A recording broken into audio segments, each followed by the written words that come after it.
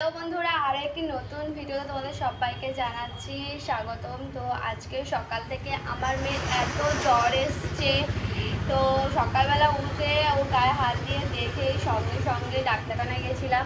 তো কালকে বিকালবেলা গেছিলাম, কিন্তু জ্বর অতটা আসেনি, সবে হালকা হালকা সর্দি বেরোচ্ছে, কিন্তু রাত্রে এত জ্বর এসছে গা পুড়ে যাচ্ছিলো সারা রাত। আমরা ঘুম হয়নি, ওই জন্য সকালের ওয়েট করছিলাম কখন সকাল হবে এবং ওষুধটা আনতে যাব। জ্বরের ওষুধ আছে বাড়িতে, তাও একবার খাইয়ে দিয়েছিলাম, জ্বরটা কেটে গেছিলো। তাও হচ্ছে অ্যান্টিবায়োটিক না দিলে হবে না, এই একটা অ্যান্টিবায়োটিক এনেছি। তো সঙ্গে সঙ্গে সকালবেলা অ্যান্টিবায়োটিকটা আনতে তবেই হচ্ছে ওর খাওয়াবো, সব এনেছে। এবার এই স্যালাইন বোতলে যে জলটা হয় একসাথে মিক্স করতে হয়, সেটা এর সাথে করে দিচ্ছি আমি। তো দেওয়া হয়ে গেছে, এবারে খাওয়াবো।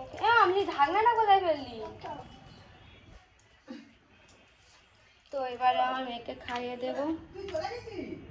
তো কিছু খেতে চাইছে না, সকালবেলা একটু দুধ কর্নফ্লেক্স খেয়েছিল, আর দুধ খেয়েছিল একটুখানি শুধু, আর শুধু কর্নফ্লেক্স খেয়েছিল, ওটাইও ভালোবাসে, দুধের সাথে খেতে ভালোবাসে না।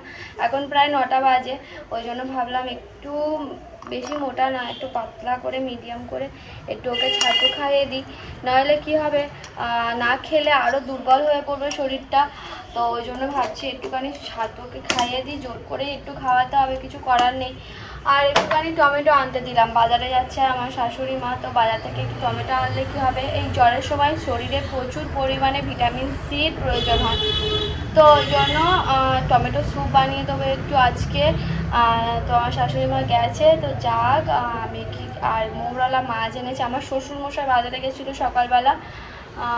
মৌরলা মাছ না শঙ্কর মাছ, কোনো একটা বলে ওটাকে, আর একটা বাগদা চিংড়ি এনেছে, দুটো এনেছে। আমার মেয়ে খেতে ভালোবাসে বলে চিংড়িটা স্পেশালি। তো দেখা যাক কি হয়, খেতে তো কিছুই চাইছে না। তো আমি এর ছাতুটা গুলে নিই।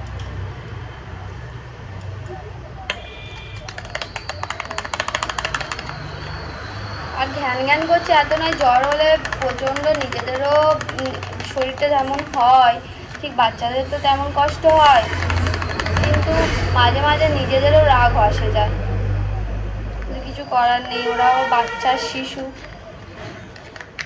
আসতো না জ্বরটা কালকে,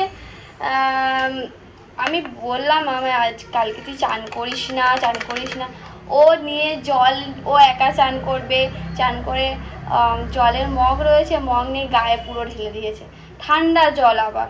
আমি বলি ঠান্ডা জলটা তুই মাথায় দে খালি, আর চান করতে হবে না, তবুও কিন্তু জোর করে ও চান করলো। তো কি করবো আমার এখানে কিছু কি আছে, জোর করে তুলে আনছি, কেঁদে অস্থির হয়ে যাচ্ছে, আর কাঁদলে বকে আমাদের বাড়ির সবাই। ও তো জানোই তোর কি সমস্যা রয়েছে, বেশি কাঁদানো ওকে যায় না। তো যাই হোক, তো ওকে খাইয়ে দিয়ে আসি, চলো, ও এখন টিভি দেখছে। সকালবেলা চাটা হচ্ছে এখানে, আর কালকে রুটি করেছিলাম, রুটি খাইনি আমরা। আর আমার মেয়ের খুব জ্বর, এখানে দেখো ওর ওষুধ এনেছে ওর ঠাম্মি। খুলো না, দুটো ওষুধ আছে। কি এনেছে দেখি? পুরুলি মাছ আর দুটো চিংড়ি। হ্যাঁ, বাবা বলে করতে হবে না, দিতে হবে না, না দিলে কোথায় রাখবো, কোথায়? দেখো কত বড় বড় চিংড়ি এনেছে আজকে। বাহ বাহ বাহ, মাছটা কে খাবে মাম? তুমি খাবে? আর সাথে এনেছে মৌরলা মাছ। এটা কি মৌরলা মাছ? কি মাছ এটা? শঙ্কর মাছ। বন্ধুরা দেখো কি মাছ এনেছে, দেখো কি মাছ এনেছে, দেখো। এই হাতে সবই নেবে, চল। তো আজকে টিফিন বলতে গেলে একটু শাশুড়ির সাথে মুড়ি খেয়েছি। তো খাইনি কিছু, কারণ মেয়েটাকে সারাক্ষণ ধরে রাখতে হচ্ছে, কারণ প্রচণ্ড ঘ্যান করছে, কান্নাকাটি করছে। তো জ্বর হয়েছে, তো ওই জন্য। আর বাইরে দেখো না কি জোরে বৃষ্টি হচ্ছে, আর প্রচণ্ড আকাশ ডাকছে। তো নিচে যাই, দেখি কি রান্না হচ্ছে, তোমাদের সাথে শেয়ার করি। আর সাথে সাথে আমার মেয়ে সবেমাত্র টিভি দেখতে ঘুমিয়ে পড়েছে, এখন একটু ঘুমা, শরীরটা খারাপ না, শরীরটা একটু দুর্বল রয়েছে, ওই জন্য একটু ঘুম পাচ্ছে। তো একটু ঘুমা, আমি যাই নিচে গিয়ে মেয়ের জন্য একটু রান্না করি। ভাবছি গাজর, একটু পেঁপে, সব রকম একটু ভেজিটেবল দিয়ে একটু মাছের ঝোল করে দেবো। মাছের ঝোল হোক, চিংড়ি হোক, যাই হোক, যেই দুটো এনেছে তার দিয়ে। তো এখানে গাজর রয়েছে, গাজরটা একটু কেটে নিয়ে যায়, আমার শাশুড়িকে বলবো একটু করে দিতে। আবার শঙ্কর মাছ না কি মাছ বলছিলাম না, ওই মাছও এনেছে। এখানে সব ফলও এনেছে ওর দাদু, আজকে আম, কলা, বেদানা একটা একটা করে এনেছে। ওই ফল টল কিছু ছিল না, আর হঠাৎই কালকে ফোন করেছি ফল আনার জন্য, আর আজকে এত জ্বর।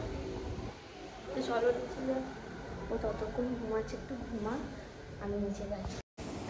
অনেক দিন পর আজকে মুরুলি মাছ এনেছে, তো ওই জন্য আমার শাশুড়ি বলল পেঁয়াজ আদা রসুন দিয়ে মুরুলি মাছের ঝাল ঝাল মতো করবে।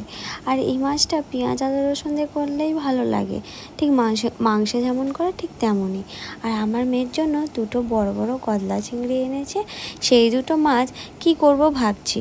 তো তারপরে ভাবলাম শরীরটা যেহেতু খারাপ আছে, তো বেশি কিছু করব না, একটু পেঁপে, গাজর, আলু দিয়ে আর হালকা অল্প পরিমাণে পেঁয়াজ দিয়ে ওর জন্য একটু ঝোল ঝোল মতো করে দেবো, নুন আর হলুদ দিয়ে। তো সেরকমভাবেই করে দিচ্ছি ওকে। ও এখন ঘুমাচ্ছে, ওই জন্য আমি ওপরে ঘুমাচ্ছে যেহেতু আমি তাড়াতাড়ি করে ওর মাছের তরকারিটা করার জন্য নিচে চলে এসেছি। আমি হালকা ভেজেও নিয়েছি, আমার রেডিও হয়ে গেছে। আমি কিন্তু চিংড়ি মাছ দুটো দিয়ে দিচ্ছি।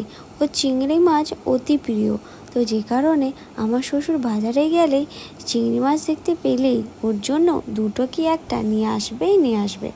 এদিকে মাছ ভাজতে ভাজতে ঝোলও বসে গেছে।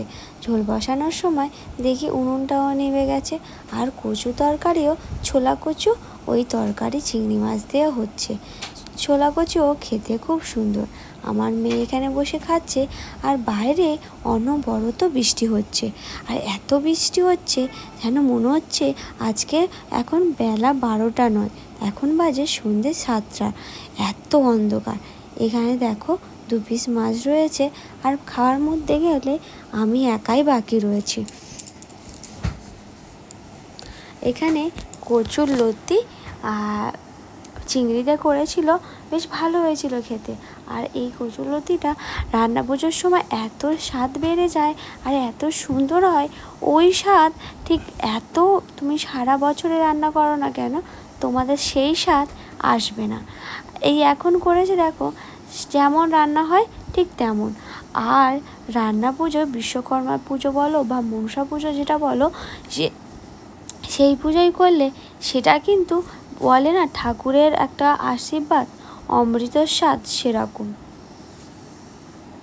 তো এখানে আমাকে বলেছিল কচু তরকারিটা পুরোটা খেয়ে নিতে, তো ওই জন্য পুরোটাই আমি খেয়ে নিয়েছি, ডাঁটাগুলো খাইনি, একটু পুঁই শাক দিয়েছিল।